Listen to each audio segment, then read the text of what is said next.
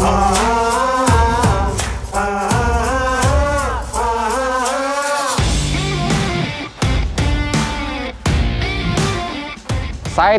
Escudo, Jimny, Vitara, dan Grand Vitara.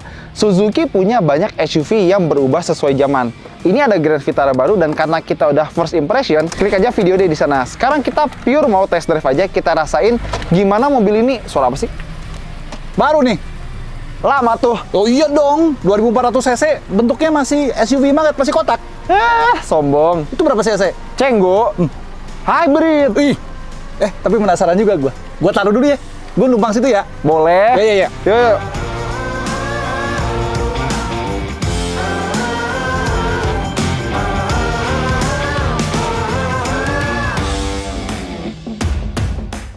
Lu ngapain bawa yang lama, mau nengok cucu? Loh, justru salah. Cucu sungkem ke kakek. Oh iya ya.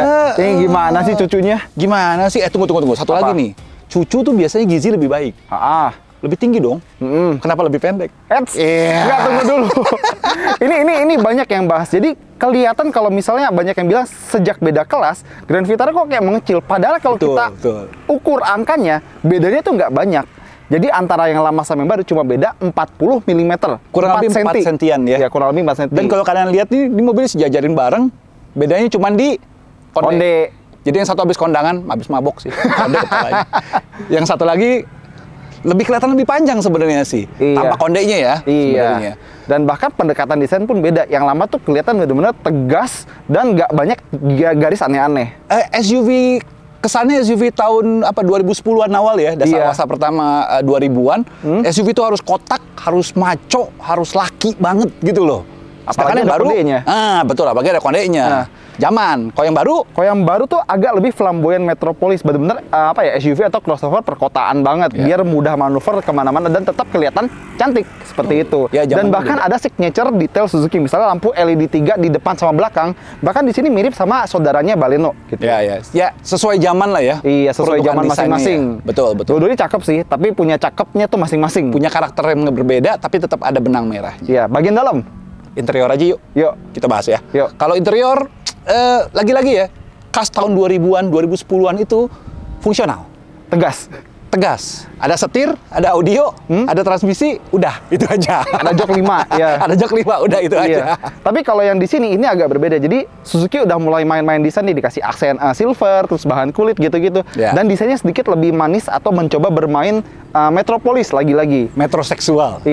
Ibaratnya jadi lebih lebih cocok buat orang-orang perkotaan, kaum urban ceritanya. Ya, kaum urban. Dan nggak cuma itu, fiturnya juga berkembang jauh. Yuk lihat. Yuk, kita bahas di dalam aja fiturnya. Yuk.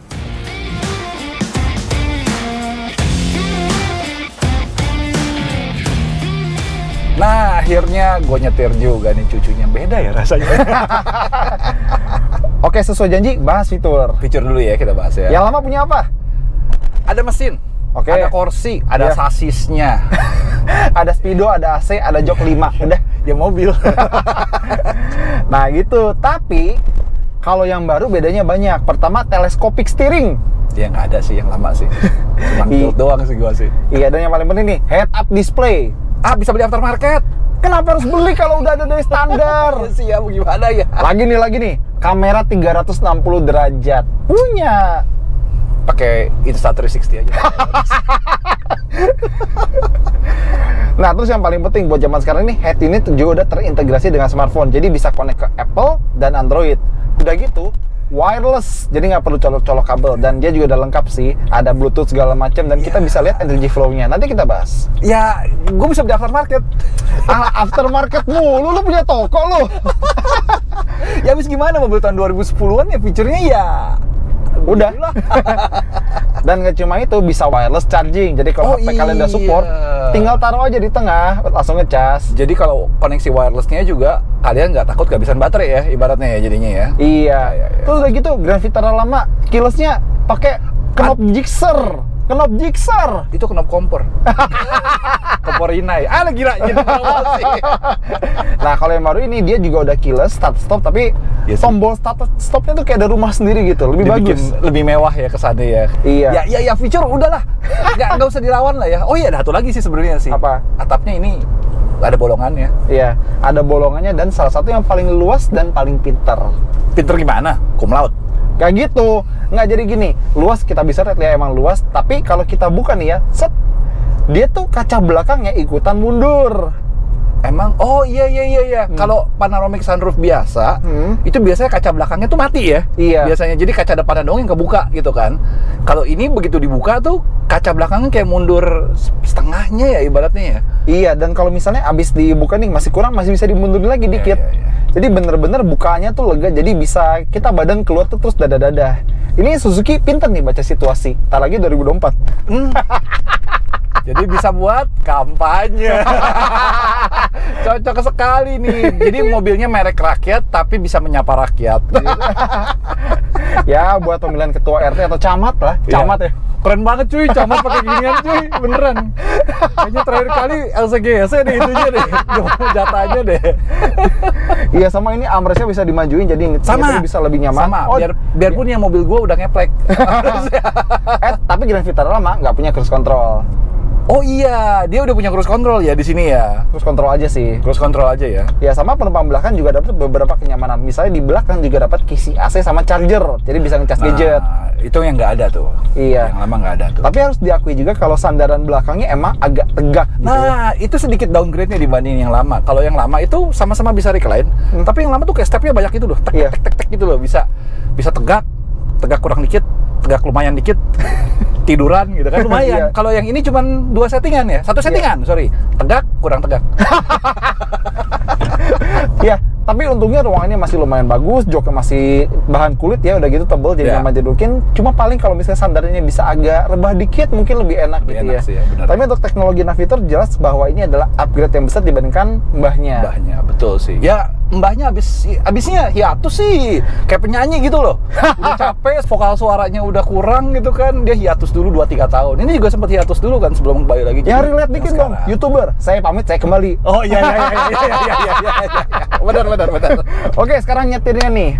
Jadi karena emang konstruksinya beda banget sama mbahnya. Yang ini pakai mesin 1500, yang lama pakai 2000 dan 2400. 2000 dan 2400. Ya, jadi kalau 2400 gimana rasanya? Ya, sebenarnya powernya sih bener-bener lumayan banget karena yang lama itu 169 ya kurang 169 horsepower, 170 horsepower, tarikannya instan tapi memang gearboxnya 4 speed ya. Jadi ya begitulah. Ya, gitu. Dan yang lama penggerak roda belakang. Betul. Yang baru ini konfigurasinya berbeda banget ya. Sangat berbeda. 1500 cc dengan teknologi mild hybrid SHVS. Smart Hybrid Vehicle by Suzuki. Transmisi 6AT torque converter. Oh, 6AT ya? Iya, jadi bukan CVT kayak beberapa kontestan lain di kelasnya, dia 6AT dan penggerak roda depan. Gua agak ada preferensi lebih sih kalau untuk torque converter karena kayak akselerasinya lebih kerasa gitu loh, kayak lebih ada dek gitunya. Tapi memang beberapa orang itu suka kehalusannya si CVT, memang sih gua akuin. Iya, tapi ya selama dia rasionya rapet-rapet nggak ada masalah harusnya sih. Iya, ada bonus sedikit feel analog. Iya. Boleh. Ada feel analognya ya, benar. Iya, jadi hal utama yang membedakan ini sama mbahnya adalah teknologi hybrid. Terus kalian tenang aja, bawa mobil ini tuh nggak beda-beda amat sama membawa crossover atau mobil biasa. Ya. Kenapa? Karena teknologi hybridnya ini seamless ya, nggak terlalu intrusif banget. Ya. Dan kita bisa jalanin kayak mobil biasa. Udah gitu, sistem hybridnya sebenarnya nggak bisa menjalankan mobil ini dengan tenaga listrik aja. Dia kayak ngebus aja ya, ngebantu lah. 8. Iya, cuma 8. Dan oh ya, baterainya sedikit lebih besar daripada R3 hybrid. Kurang lebih R3 itu 6 kalau nggak salah, 6 ampere hour. 6 ampere hour. Ini Dia sekitar 10 ampere hour ya. Lebih besar ya, lumayan ya. 40% lebih besar jadinya. Iya, lumayan tuh. Nah, udah gitu, dia bisa membantu ketika engine-nya lagi kurang efisien. Katakanlah misalnya lagi akselerasi awal dari diam ke jalan atau lagi macet-macetan. Karena di saat itu bensinnya terbakar agak banyak tapi mobil tidak bergerak seberapa jauh. Boros. Nah, dibantu sama sistem ISG, Integrated Starter Generator. Tapi boros-borosnya mobil gue 1/7. Waduh, boros. 114. Nih yang sekarang 2 kali lipat. Ini kita lagi lihat ya, 114,5. Beda jauh, 2 kali lipat. Jadi memang beberapa pendapat bilang ya turun kasta kasar ya. Tapi kalau menurut gua Suzuki ngelihat relevansinya untuk keadaan dunia sekarang ya. Jadi eranya mobil-mobil boros itu sudah lewat. Biarpun mobil gua di rumah aslinya mobilnya boros. Tapi kita juga nggak boleh ngatain yang punya Grand Vitara lama. Mereka menyokong negara lewat kontribusi ke BUMN. Oh iya. Beli bensin. Kalau beli bensinnya di Pertamina, coy. Iya. Jadi yang baru ini benar-benar iritnya tuh beda banget sama Grand Vitara lama, bisa lebih irit 2 kali lipat. Dan lagi-lagi ingat, di bawahnya tenang aja kayak mobil biasa. Kalian nggak perlu khawatir soal dicas nggak perlu kayak gitu ya. Ya. Nah, intinya sih tinggal naik nyetir biasa aja. Iya. Mobilnya lebih apa ya, user friendly, lebih easy to drive lah, ibaratnya masih sama lah. Iya. Dan juga masih nyaman, terutama kekedapannya. Nah, kekedapannya gue mau highlight dikit nih. Jadi dibanding yang lama, bahkan gue bilang ini jauh terasa lebih kedap, lebih refine dan lebih kedap ya. Suara engine agak minim, suara dari luar agak minim. Ya memang kalau ada yang kencang banget baru deh dia kedengeran. Tapi di luar itu dia tenang, kedap. Iya. Dan gue berani bilang ini salah satu yang terbaik ya NVH-nya di kelasnya dia. Iya, jadi kalau misalnya kalian pengen bawa mobil ini jarak jauh, mungkin anggota keluarga kalian bisa istirahat, nyantai gitu, tidur atau apa gitu. Nyaman lah ya. Iya, kan nggak mau ya jalan jauh kabin berisik ya, siapa yang mau? Lu ngelirik mobil asli gue. Oke, tapi selain dari kekedapan, ternyata ada juga yang mungkin pantas kita buat bahas juga adalah gimana performa gearboxnya. Nah, itu ada nanya tuh. Jadi gearboxnya 6 speed. Cuman gue berharap ada respon yang lebih bagus dari gearbox 6 speednya itu loh. Jadi maksudnya untuk dia kecepatan rendah sampai menengah, itu dia oke banget. Untuk stop and go, gue bilang gearboxnya lumayan responsif tuh. Kayak enak tuh. Tuh begitu ditarik itu, dia juga ada assist si motornya ini, si motor listriknya ini juga bikin dia kayak lebih zippy gitu loh. Iya. Tapi ya lu ngomong deh, lanjut deh. Tapi begitu kita udah sampai kecepatannya agak menengah ke atas atau putaran masih menengah atas, dia tuh kayak udah mulai kehabisan performanya gitu, potensinya. Kalau gua istilahnya kerasa cenggonya. Iya, kerasa cenggonya. Kalau dibandingin sama yang 2400 yang gua bawa nih ya, napasnya panjang banget, jujur aja. Ya, saya nggak bisa bohong, ibaratnya. Tapi balik lagi, kelemahan ini dibayar dengan efisiensi yang lebih bagus. Gitu aja sih. Iya. Nah, sekarang setirnya gimana? Lu aja deh ngomong deh. Lu kan dari kemarin nih bawa nih, gue baru bawa. Kalau kecepatan rendah sih sebenarnya akurasinya bagus loh ini. Iya. Bener-bener bagus akurasi itu. Mobilnya nurut banget. Gue dulu punya Fiesta, Ford Fiesta gitu kan. Dan itu tajam banget. Dan menurut gue ini udah kayak bawa compact hatchback gitu. Tajam banget. Iya. Udah mendekati kayak bawa compact hatchback, tajam nurut gitu loh. Iya. Ibaratnya. Tapi bisa dibikin lebih bagus lagi andai Suzuki mau menambahkan sedikit bobot ke setirnya. Nah itu sayangnya bobotnya kayak nggak linear ya. Jadi berat, bek. Nggak berat. Iya enteng. Kayak nggak linear aja. Sayangnya di situnya sih. Kalau dibikin linear akan lebih fun mobil ini. Iya. Alangkah lebih bagus kalau ditambah berat sedikit karena selain bikin lebih safety, bikin confident. Kan kalau setirnya mantep tuh rasanya orang lebih. Ini mobil mantep gitu. Betul, kayak anteng gitu loh, kayak lebih napak banget. Iya. Tapi nanti nih, kalau kita udah sampai tempat tujuan kita nih, kita mau bahas salah satu highlight mobil ini, bantingannya. Oke. Jadi abis ini kita kemana nih? Abis ini kita belusukan aja mau nggak? Boleh, cari makan ya? Cari makan lah ya. Cari makan, kita ke daerah-daerah dalam. Kita lagi ada di daerah BSD. Kita cari keluar dari daerah BSD, kita cari jalanan yang agak jelek-jelek. Karena kita mau bahas tentang suspensinya. Iya, Audi yang bayar. Ya udah.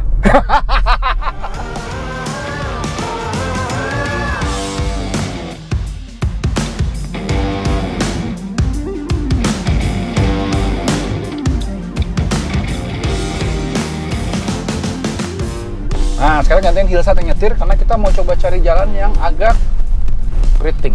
Bukan agak, ini keriting banget. 1000 ini bukan keriting lagi. Gimana, Sat? Ya, jadi kita sengaja nyari jalan kayak gini karena ada orang yang bilang salah satu kekuatan Grand Vitara ada di suspensi atau bantingannya. Dan setelah ngerasain sendiri, gue rasa gue bisa sepakat. Karena kenapa? Jalanan ini keriting, belum diaspal, banyak lubang, banyak kerikil, dan kita ngerasa nyaman-nyaman aja di sini tuh. Bahkan mau cepetin dikit bisa, dan kita nggak akan kerasa kayak keguncang-guncang, kelempar kanan kiri depan belakang, enggak.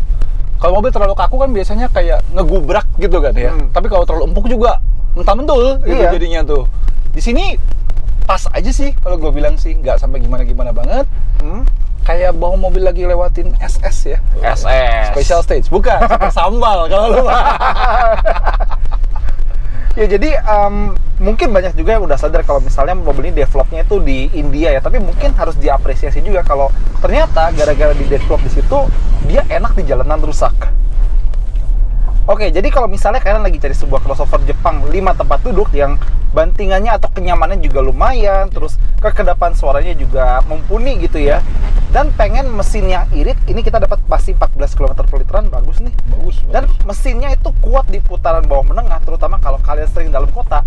Ini sih rekomen ya. Ya, ini sih rekomen banget buat kalian yang cari kenyamanan.